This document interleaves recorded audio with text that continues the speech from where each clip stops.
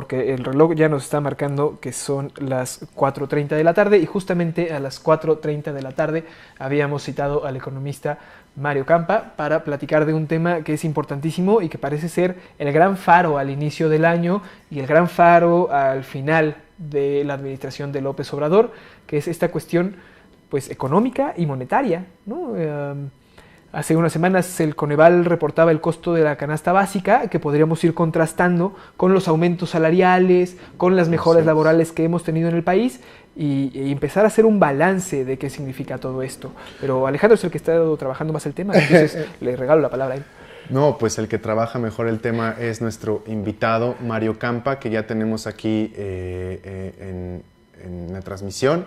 Alexis, nos puedes confirmar, pero si no, Mario, te saludamos acá desde la redacción de Pie de Página, Arturo Contreras y yo, Alejandro Ruiz, y pues vamos entrando en materia, como ya lo comentaba Arturo, Mario, Sí. pues digamos, ha habido un aumento salarial, se estima que de casi del 110% desde el sexenio de Enrique Peña Nieto hasta hoy, ¿no? Desde que asume el gobierno el presidente López Obrador. Ha habido incrementos también sostenidos pues, en el número de personas con empleo que se han incorporado al sector formal. Ha habido también la reducción del desempleo y también una tasa de afiliación a la seguridad social que si aún es insuficiente según los datos de los organismos de medición mexicanos, pues nos hablan de un avance al menos en la economía mexicana, ¿no? ¿Qué decir al respecto, Mario, sobre este avance y por qué? ¿Por qué tenemos en este sexenio tan buenos números en materia de economía? Sí, bueno, antes que nada les saludo, un gusto estar con ustedes. Bueno, es un sexenio donde hay que recordar que veníamos de una etapa donde se incrementó mucho la deuda, donde los salarios estuvieron estancados en términos reales, que es lo que realmente importa, porque si los salarios suben pero no alcanzan a cubrir la inflación, pues se va perdiendo poder adquisitivo, ¿no? En particular también si se deprecia la moneda, pues cuando tú quieres salir a importar algún tipo de bien, puede ser de consumo, pero también puede ser intermedio o de capital, pues descubres que tus mismos pesos compran menos dólares o menos yuanes, yenes, euros, y pues en ese sentido pierdes poder adquisitivo, ¿no? Entonces de eso veníamos de una etapa de crecimiento bajo, y bueno, en los últimos años, sobre todo al comienzo de este sexenio, se presentó una situación muy compleja que fue la pandemia, que obligó por diseño, por salvar vidas, se interrumpió la actividad económica, ¿no?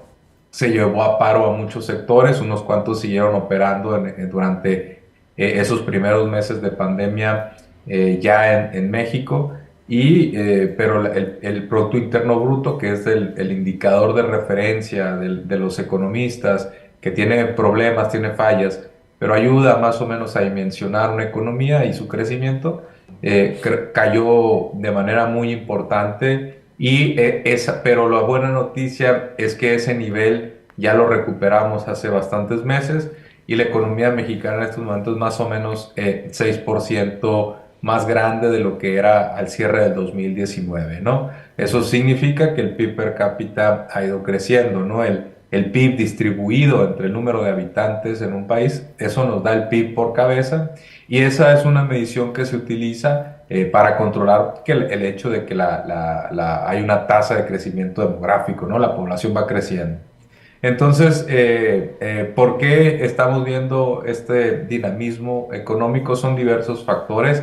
En estos momentos principalmente es interno la explicación de la demanda interna, atribuible en buena medida a que se ha recuperado la política salarial, ha habido aumentos salariales muy por encima de la inflación por diversas políticas públicas, ¿no? Por ejemplo, la reforma en materia de subcontratación que hizo que el PTU, que es la participación de los trabajadores en las utilidades de las empresas, por ejemplo, muy importante en minería, que eso ahora se reparta más como debe ser. Y de un año a otro, ese reparto fue de más de 100,000 pesos adicionales, ¿no? Casi 100,000 pesos, 100,000 millones de pesos adicionales, una disculpa, que es un porcentaje importante de la masa salarial, ¿no? Entonces, eso por un lado, por el otro, por supuesto, el incremento del salario mínimo, una política que se abandonó durante muchos años, casi por automático los salarios crecían, sí iba bien a la par de la inflación, porque se tenía esta concepción de que en automático, o este prejuicio de que en automático generaba inflación y afectaba el nivel de empleo, subir el salario mínimo. Y bajo ese argumento, pues se estuvo estancando, y no solo estancando, sino cayendo en términos reales. Y eso llegó a su fin a partir del 2018 más o menos. Entonces, tenemos un rescate de la política de salarios mínimos, tenemos un combate a la subcontratación, también el TEMEC tuvo algunas modificaciones, y ese agregado de políticas, por supuesto, bueno, y habrá otras, ¿no? Como por ejemplo Jóvenes Construyendo el Futuro, que reduce los problemas de información entre el egreso de un estudiante que no tiene experiencia y la necesidad de una empresa de contratar a personal, pero que necesita muchas veces pues, un currículum con algún tipo de experiencia. Entonces, Jóvenes Construyendo el Futuro puede ayudar a reducir el desempleo, y de hecho se está viendo entre los jóvenes, sobre todo los jóvenes que salen de la universidad, que será 23, 24, 25 años. Entonces, este cúmulo más otras medidas, digamos, un poco secundarias, todo eso está haciendo que se expanda la masa de los salarios, que se expanda junto a un crecimiento del número de empleos medido por, ya sea se mide en el sector privado, en el IMSS, o si ya queremos incluir la informalidad, si queremos el sector público, podemos utilizar la encuesta nacional de ocupación y empleo del INEGI. En esas dos mediciones tenemos un buen incremento del empleo con incremento salarial, y en ese sentido, muy por encima de la inflación, y en ese sentido, pues estamos viendo que el consumo privado en estos momentos es un buen, digamos, motor de la economía. Y ya para cerrar esta primera participación, habría que añadir que la inversión pública está también atrayendo inversión privada, por ejemplo, si pensamos en términos del Tren Maya, pues está construyendo el tren, pero a su vez se están construyendo algunos paraderos, algunos nuevos desarrollos hoteleros, las aerolíneas están adecuándose a nuevos aeropuertos también, todo eso va generando algunas derramas, ¿no? Y así podemos pensar en otros proyectos relacionados a presas, acueductos, aduanas, puertos, hay incluso una megaplanta solar en Puerto Peñasco, Sonora.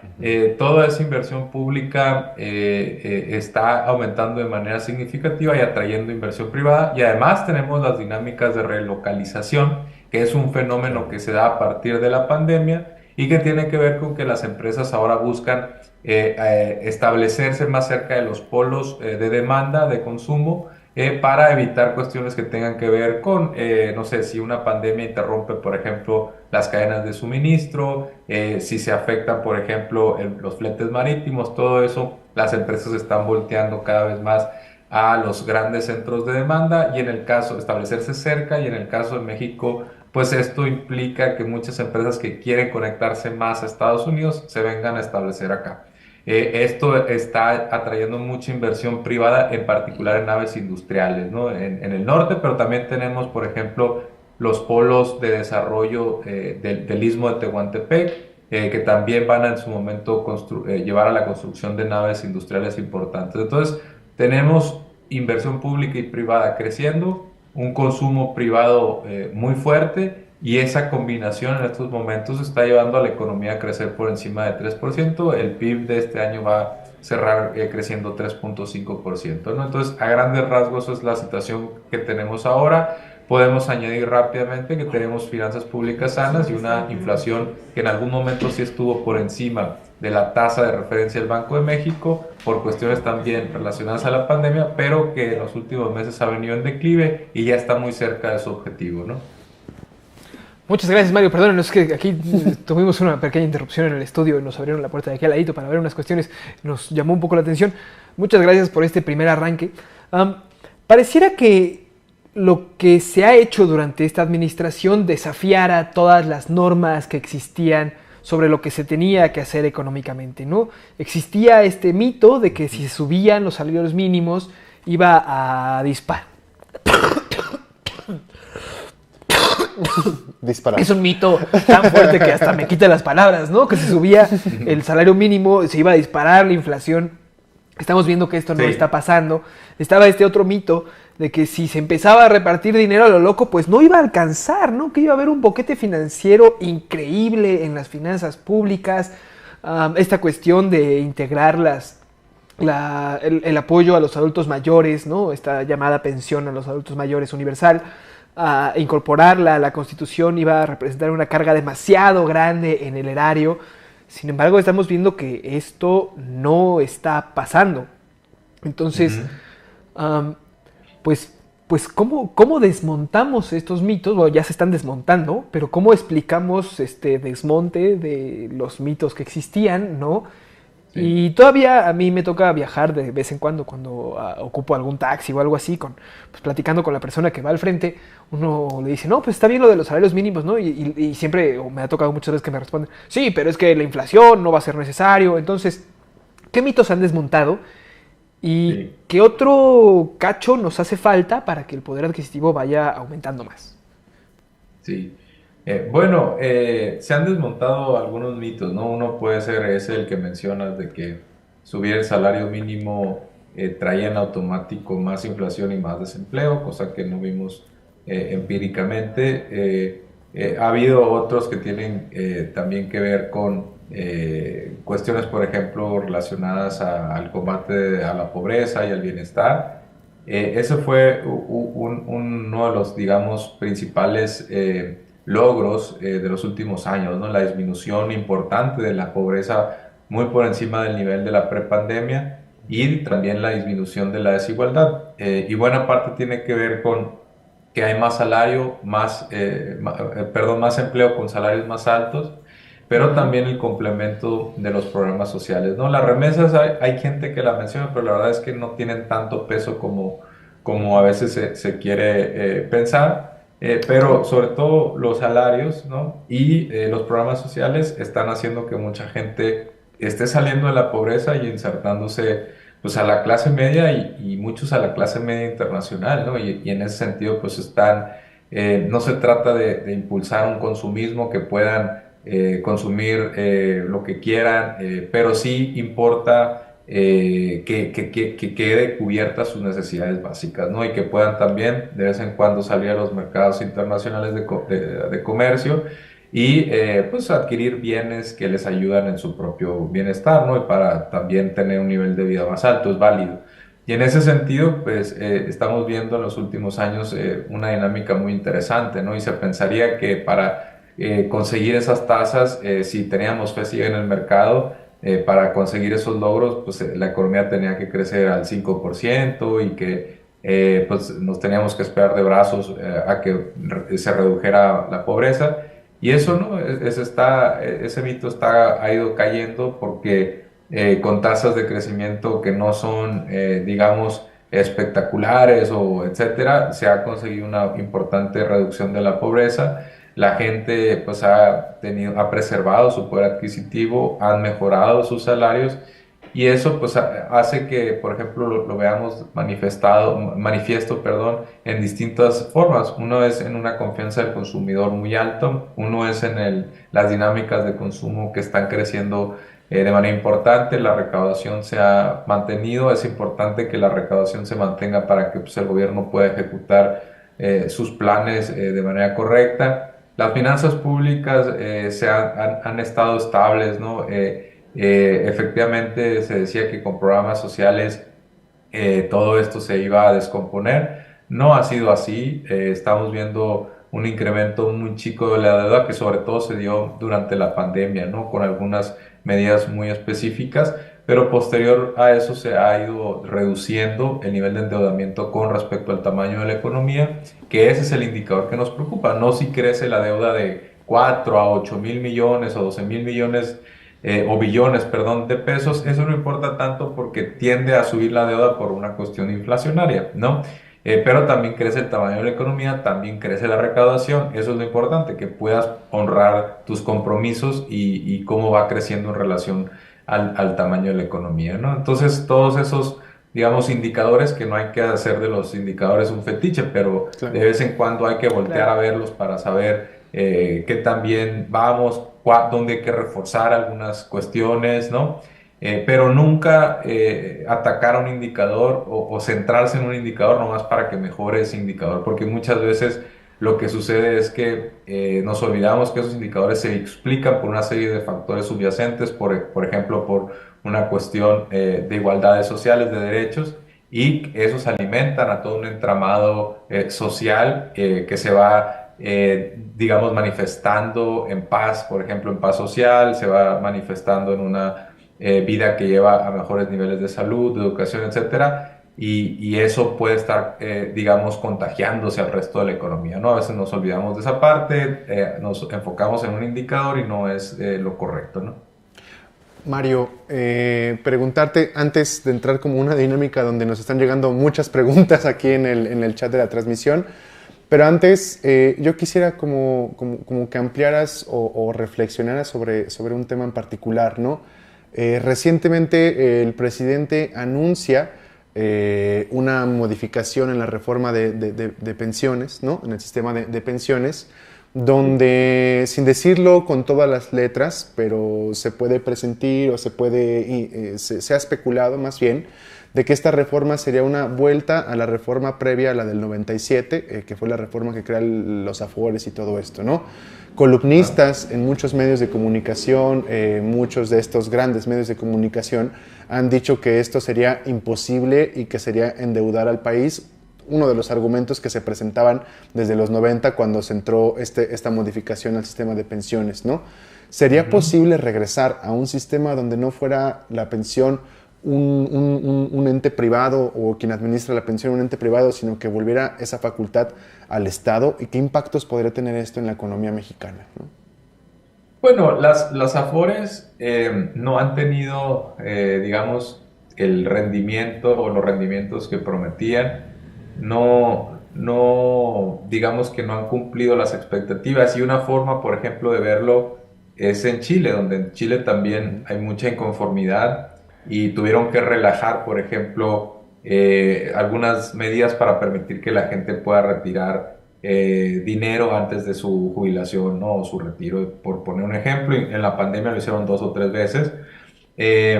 Y hay cierto malestar con las administradoras por cuestiones de comisiones, por cuestiones también de bajos rendimientos de los fondos que finalmente administran el equivalente de las Afores allá. Y la otra es que, bueno, si no hay que recordar que las pensiones se fondean de distintas formas. Hay al menos tres, ¿no? Una es con contribuciones del propio empleado, aportaciones del patrón, y la otra es el gobierno llenando parte del monto, digamos, ¿no? Entonces, aquí todavía no tenemos los detalles de cómo podría verse un cambio a las pensiones, pero no necesariamente afectaría a las finanzas públicas en gran medida, ¿no? Podría ser que se le exija al empleador aportar más recursos, ¿no? Para sus empleados, o podría ser que al empleado también se le pida ahorrar un poquito más y que el gobierno pueda hacer que ponga una parte, sobre todo en los tramos de trabajadores con menores salarios mínimos, ¿no? Con menos sueldo.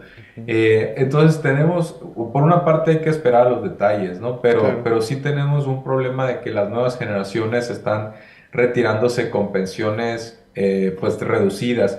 Tenemos algunos problemas de portabilidad. Sí, si tú en el sector privado, si tú cambias de empresa, pues puedes seguir contribuyendo en tu misma cuenta, que son cuentas individuales, e incluso te puedes cambiar de administradora para el retiro, de Afore. Pero, por ejemplo, si tú trabajas unos años en el sector público, puede ser que cotices en el sistema federal, puede ser que cotices en el sistema estatal, Así es. puedes trabajar algunos años en el sector privado, por ahí en una de esas si trabajaste un año o dos en Pemex, en el ejército, en las Fuerzas Armadas, y entonces ya tenemos, pues ya tienes cotizaciones en distintos Claro. subsistemas y no se suman, ¿no? Entonces, Claro. puede ser que a pesar de que acumules muy buenos años de trabajo y tú hayas puesto mucho de tu salario para conseguir un retiro, puede ser que no cumplas con algunos estándares, ¿no? Entonces, todo eso creo que está haciendo, y además que, por ejemplo, se vendía que las Afores eran un muy buen instrumento para el ahorro voluntario y son muy pocos los empleados que están aportando voluntariamente, ahorrando. Claro. Entonces, están saliendo y sobre todo van a salir las nuevas generaciones, porque todavía muchas de las personas que se están jubilando alcanzan los anteriores regímenes, Ujú. ¿no? Se va modificando por Todavía. generación, pero las nuevas sí van a tener muchos problemas. Afortunadamente ya tendrían una pensión no contributiva, ¿no? Que es la pensión para adultos mayores, pero sigue siendo pues un monto, digamos, para preservar, para estar por encima de la pobreza, ¿no? Eso es importante, que estar por encima de la pobreza, sobre todo rural, y la urbana creo que por ahí Ujú. andaba ya. Y en ese sentido, pues sí ayuda definitivamente, y para cualquiera, ¿no? Porque hay muchos trabajadores también, por ejemplo, que cotizan, bueno, que no cotizan y que están en la informalidad, y bueno, ellos están trabajando, ¿no? Así Sería es. injusto que también que no tuvieran una oportunidad de retiro digno Digno. simplemente porque la formalidad no pudo emplearlos, ¿no? Muchas veces no es una cuestión de elección fácil. Muchas veces la informalidad se les empuja porque, pues, por diversas razones, ¿no? Pero entonces la pensión no contributiva alcanza a llegarles a esas personas, pero en la pensión contributiva, es decir, que se está contribuyendo a una cuenta individual ya en las nuevas generaciones, ahí es donde tenemos que reforzar un poquito porque muchas veces no está alcanzando. Ahora, la tasa de reemplazo, que es lo que le llaman Ujú. a este porcentaje que uno obtendría conforme al número de años de cotización, De con mi base salario, en el ¿cuánto me sueldo queda, que no? uno Ajá. tuvo. Ujú.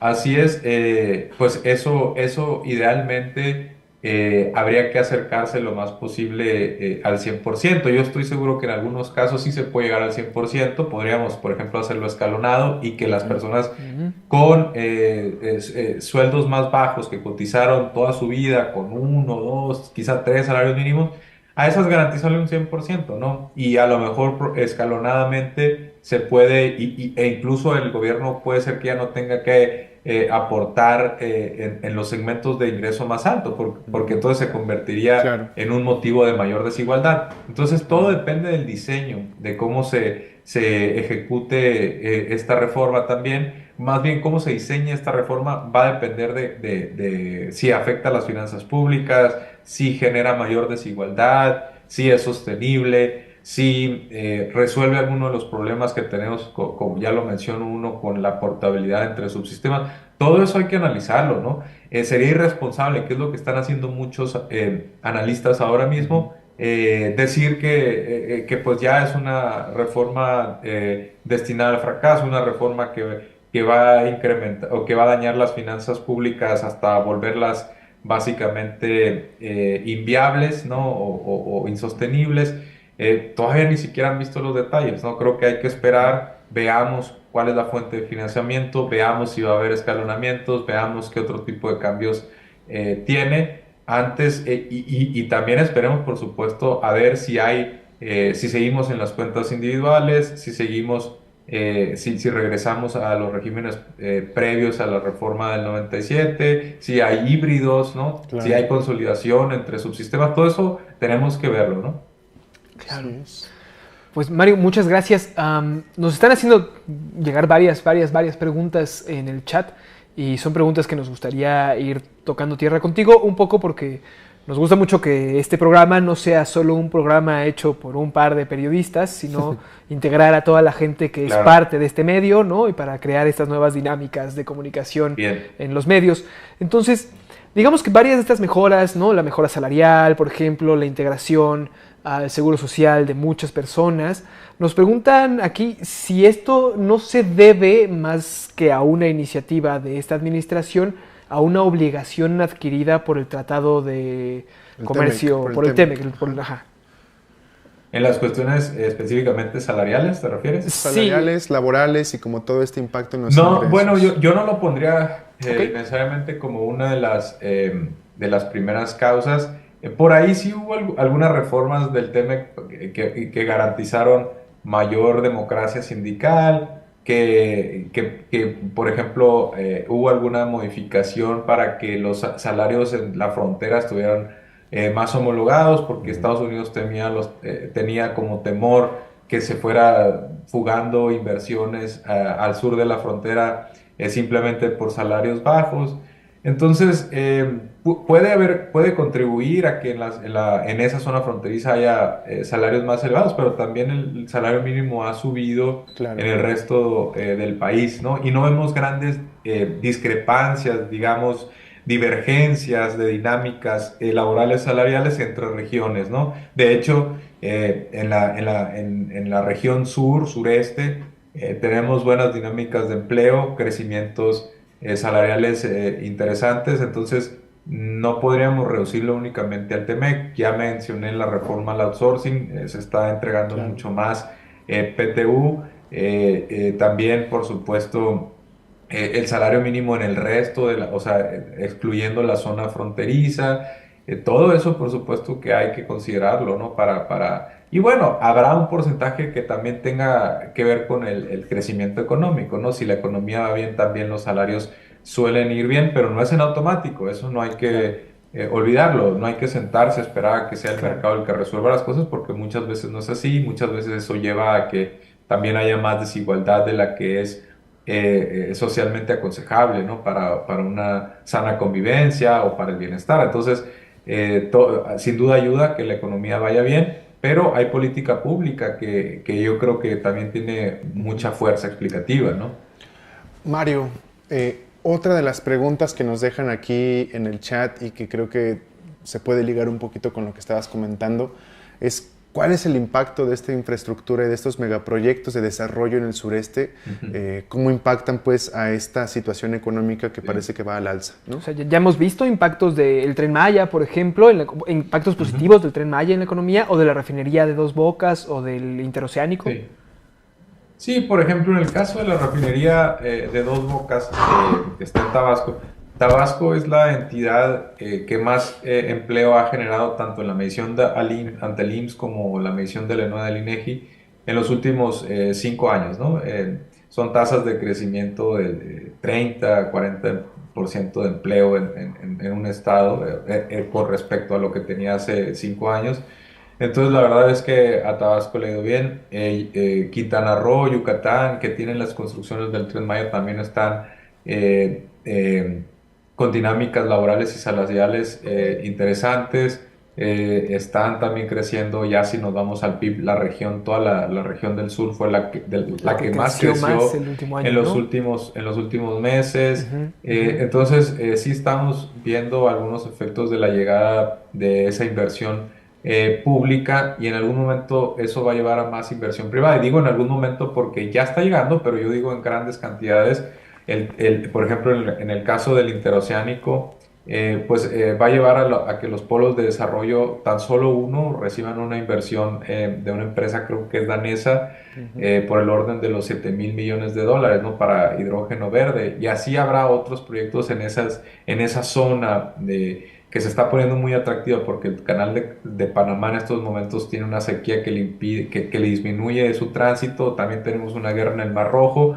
Entonces el istmo va a ser muy interesante más allá de los pasajeros. Otra cuestión es la Claro. carga, las zonas industriales que se desarrollan por ahí. Se modificaron los puertos en los extremos, ¿no? Se Ujú. construyó además un Coatzacoalcos y aeropuerto Salina en el Cruz. área de Tulum que también va a alimentar al Tren Maya en ese circuito. Se están construyendo nuevos hoteles también para aprovechar esa nueva infraestructura. Entonces, sí estamos viendo, por supuesto que algunas dinámicas macro tardan años en palparse, en reflejarse, ¿no? No. Los milagros económicos, incluso los milagros económicos, a veces toma 1 o 2 generaciones que realmente sientan un cambio en el nivel de vida. Muchas veces es el nivel de vida de los hijos, ¿no? Pero sí estamos viendo los indicadores en el orden o en la magnitud que quisiéramos, en el sentido que quisiéramos, y eso por supuesto es una buena noticia, considerando que la región sur-sureste pues es la más rezagada en términos, o la que más pobreza tiene, ¿no? La más rezagada socialmente, Claro. económicamente, y ahora pues era un tanto injusto que simplemente la población que estaba en la zona fronteriza norte se beneficiara por cuestiones relacionadas a exportaciones, la zona centro muy ligada a los servicios de la Ciudad de México, y el sur-sureste le faltaba cierta pues vocación, o le faltaba algo que le diferenciara, y ahora va a tener una energía, un sector energético más fuerte con la refinería y con esta mega planta de hidrógeno verde. Va a tener un turismo reforzado por el proyecto del Tren Maya, por el proyecto también de los caminos rurales en Oaxaca, la carretera nueva que se va a inaugurar también, creo que a Huatulco, el aeropuerto de Tulum, todo eso pues va a ir generando dinámicas de turismo mucho más interesante. Y el empleo del turismo suele beneficiar más a los jóvenes y a las mujeres, ¿no? Más o menos el 70%, según cifras de la Organización Mundial del Turismo, Ok. el 70% de las personas empleadas en los servicios turísticos son jóvenes y mujeres. Entonces, por supuesto que eso va a llevar probablemente a que mucha gente que antes no trabajaba porque no le resultaba tan atractivo meterse a la fuerza laboral, y se quedaba, por ejemplo, haciendo tareas de cuidados domésticos, o relacionadas a la actividad del hogar, ahora podrán seguramente, porque ven mejores oportunidades y porque ven mejores salarios, salir en búsqueda de un empleo. Todo eso va generando también pues más dinámicas favorables a las entidades, porque se va, por ejemplo, mejorando la recaudación lleva a más obras, las obras a más actividad, y todo eso se va retroalimentando, ¿no? Claro. Un poco regresando a la cuestión del reparto de la riqueza, según la última encuesta nacional de ocupación y empleo, la ENOE, que ya citabas hace ratillo, el resultado de la ENOE nos dice que la riqueza subió en todos los estratos, ¿no? O sea, que los más ricos se Ujú. hicieron más ricos también, pero los que eran más pobres, pues empezaron a tener un poco más ingresos, ¿no? Entonces, que esta cuestión de que todo el mundo se haya hecho más rico, ¿qué nos dice del paradigma precisamente del reparto de la riqueza, ¿no? O sea, no se supone que para que los muy ricos fueran muy ricos tenía que haber pobres muy pobres, o es nada más que se está balanceando un poco esta Ujú. cuestión. Aquí en el chat nos preguntaban, ¿qué tasa de desigualdad es la recomendada para una población? A mí me gustaría pensar que pues ninguna, ¿no? Pero no sé cuál sea tu opinión. La tasa de pobreza, O sea, ajá, bueno, sí, sí, hay sí. países como Chile, Uruguay, que creo que tienen menos del 10%. No sé si están por debajo del 5%, pero sí por debajo del 10%. Estados Unidos tiene como el 12, 13%, ¿no? De hecho, en los últimos años ha permanecido estancada la pobreza. Depende, pues no es lo mismo un pobre también en Chile que en Estados Unidos, ¿no? Ujú, claro. En general pues se suele comparar en relación a a la propia población del país, ¿no? Y en México pues sí, seguimos teniendo niveles elevados de pobreza. Ahora, en la ENOE, perdón, en la encuesta nacional en la Ingreso y NIC, gastos que en es los un caso hogares, de yo lo los dije hogares, mal, sí, sí, perdón, sí. es Lenig, sí, una disculpa. Los deciles que más crecieron en ingreso fueron los más pobres, ¿no? Esa es una buena Ajá. noticia, porque eso lleva también a una reducción de la desigualdad, que muchas veces el indicador de referencia para medir la desigualdad es el coeficiente de De Gini, Gini, ¿no? ¿no? Ajá. Entonces, y ahí tuvimos reducciones en ese coeficiente también importantes en los últimos años. Y se calcula a nivel, hay que esperar porque se calcula también a nivel estatal municipal, pero esos se publican más o menos un año después, esos indicadores.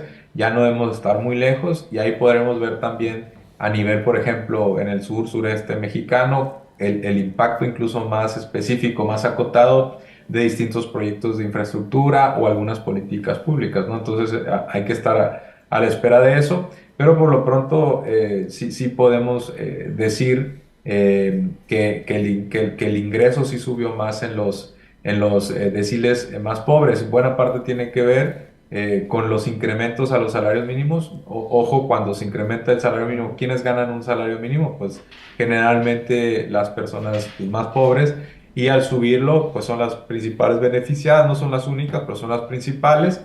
Cuando hay programas sociales, mucha gente que no tenía ningún ingreso pasa a tener algo, y en ese sentido, pues también les puede favorecer más. Y hay algunos programas que sí le llegan mucho más a los hogares más pobres, sobre todo los que tienen que ver con becas estudiantiles, están llegando a los deciles más bajos. Las pensiones, por ejemplo, de adultos mayores llegan más o menos, se distribuyen de forma uniforme en todos los deciles de ingreso. Donde tenemos problemas es en el más pobre y en el más rico. El más rico porque es el que tiene menos necesidad de una pensión, y el más pobre quizá porque vive en zonas remotas donde es difícil, más difícil llegar con sistemas bancarios, con los programas de bienestar, en el sentido de que finalmente necesitas a un promotor de bienestar que los afilie, Ujú, ujú. porque a lo mejor son personas que tienen más problemas para demostrar cuestiones de identidad por diversas razones.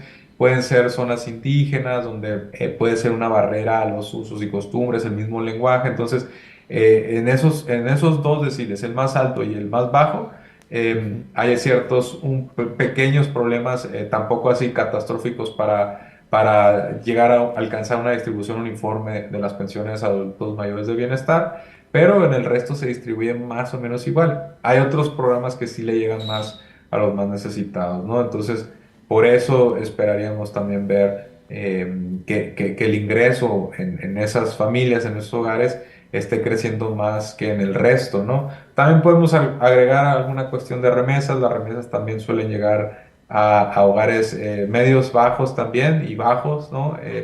Mucho de eso se va al consumo de necesidades básicas. De Claro. hecho, muy poco se ahorra, muy poco se invierte, ¿no? Idealmente tendríamos que buscar maneras en que se vaya más sobre todo al ahorro, una parte de la inversión, pero en estos momentos mucho se va al consumo, y eso es muy difícil cambiarlo, ¿no? Pero porque finalmente es el dinero de cada quien, de cada familia, que le envían generalmente sus familiares, pero sí refleja.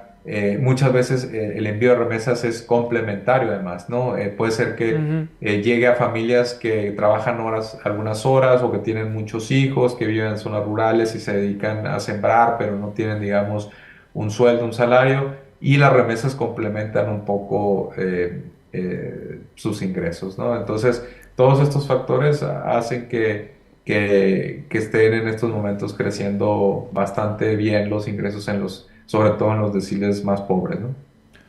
Mario, Decil quiere decir sí, sí, diez sí, por ciento de la población, claro, ¿no? sí, sí, Distintos sí. grupos. Gracias por la aclaración porque justamente luego como que el lenguaje económico a Sí, veces se puede así de como de, bueno, acuerdo. ¿qué es un decir? Sí. Un decil es cuando agarran a la Exacto. población, la dividen en 10 cachitos todos iguales, ¿no? Y los Así van poniendo de es. los que más ganan a los que menos ganan, por si alguien. Así es. Y ya para ir cerrando, porque el tiempo es bastante limitado por acá y tenemos muchas preguntas que yo creo que vamos a dejar para después, a lo mejor para una entrevista, para una nota, para que la gente pueda como responderlo en ese sentido. Quisiéramos como cerrar con esta pregunta, ¿no? O sea, Coneval lanza en estos días la última medición de la línea de pobreza de 2023, donde estimaba que para que una familia promedio, 4 integrantes, sobreviviera, pues tiene que tener 17,000 pesos, un ingreso de 17,000 pesos al mes mínimo, ¿no? Ujú. Hay riesgos con el nearshoring y todo esto, está el salario aumentando, hay aumento en los precios de los productos también. ¿Cómo evitar o cómo asegurar de que acabando el sexenio esto no sea una cortina que está pegada con alfileres y de pronto ¡pum!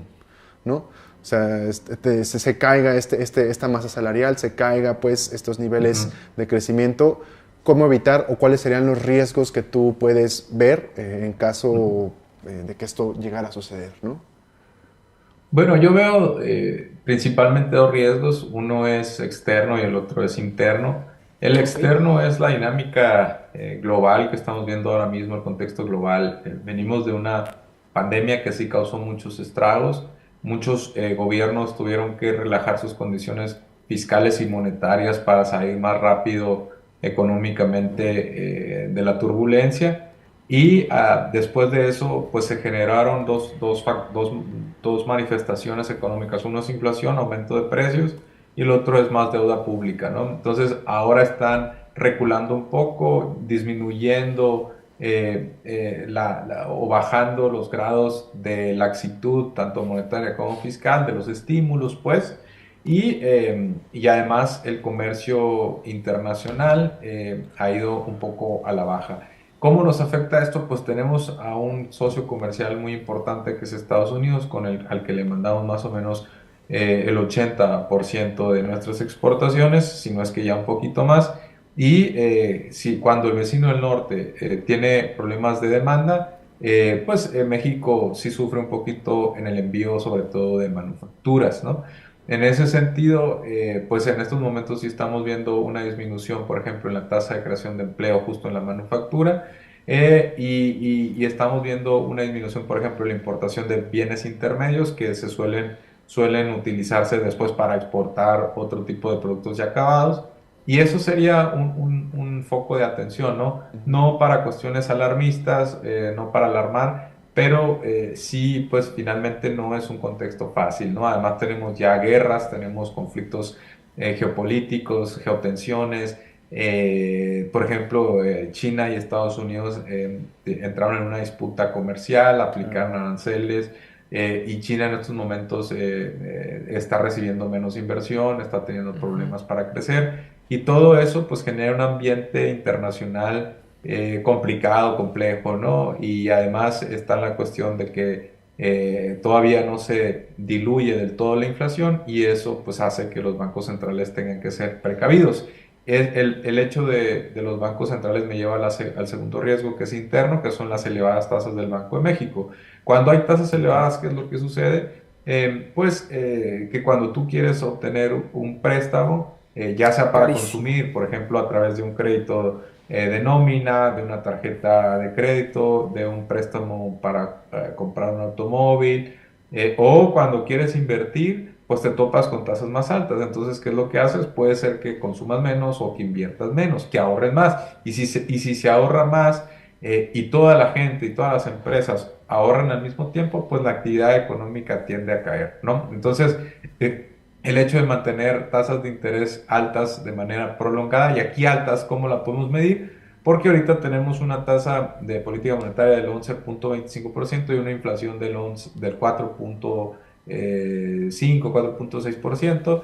Entonces esa diferencia, esa es la tasa de interés real por encima de la inflación, y está bastante por encima, pues casi del 7% en estos momentos, Ok. que internacionalmente sí es elevada, ¿no? Entonces, si se prolonga mucho esa tasa de interés elevada, ¿quién determina la tasa de interés? La Junta El de Banco de Gobierno México. del Banco de México, el gobernador o la gobernadora en este caso, y los subgobernadores.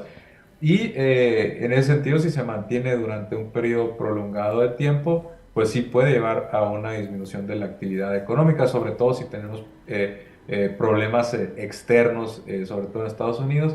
Si se juntan esos factores, pues sí pudiéramos ir, no a una crisis, estamos lejos de eso. El sexenio no va a tener ninguna crisis por la inercia buena que lleva. Ya descarrilarlo toma pues meses, ¿no?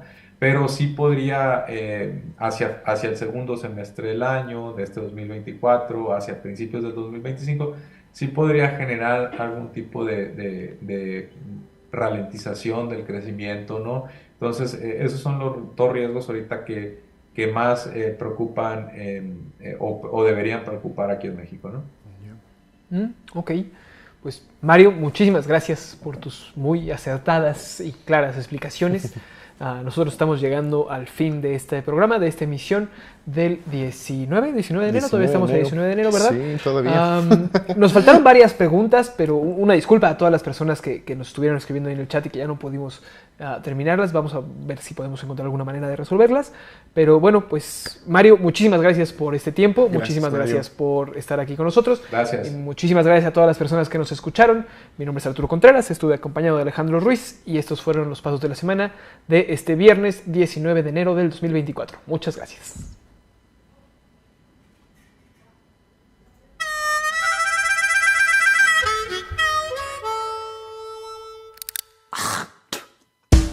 Muchas gracias por esto.